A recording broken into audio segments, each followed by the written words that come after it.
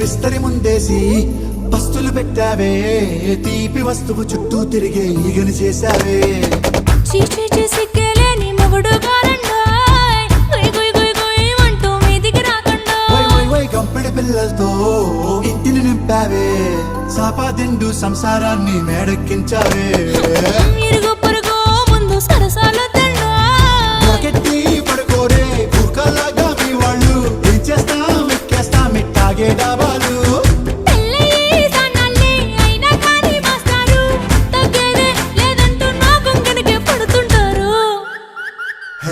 గోదారి గట్టు మీద రామసలకావే